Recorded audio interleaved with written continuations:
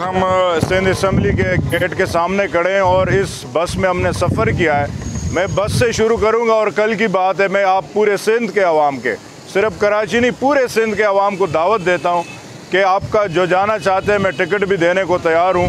आप पेशावर जाइए, वहां की सड़कों पे आपको जो आवाम के लिए बेहतरीन बस मिलेगी सफ़र करने के लिए, सरकारी बस, प्राइवेट नहीं, मेट्रो से अलग है वो, उसमें वो एसी में बैठ के सफ़र करते हैं। लेकिन यहाँ की आवाम जो है ना, इन हुक्मरानों की नाअहली की वजह से इस जैसे बस पे आज भी कराची जैसे शहर में सफ़र करने पर मजबूर है। और ये 13वीं हुकूमत, तीसरी मुसलसल हुकूमत करने वाली नालायक सूबाई सिंध पीपल्स पार्टी की हुकूमत की नालायकी की वजह से आज हम भुगत रहे हैं। यहाँ पे ना किसी को कुत्ते की कांटे की वैक्सीन मिल रही है, ना मरीज को अस्पताल तक पहुँचाने के लिए एम्बुलेंस मिल रहा है, ना किसी मैयत को एम्बुलेंस मिल रहा है, ना सड़कें मिल रही है, ना यहाँ पे दवाई का बंदोबस्त है, ना यहाँ पे स्कूल का बंदोबस्त है।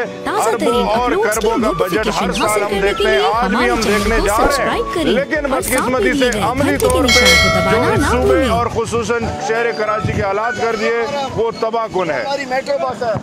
चले जी।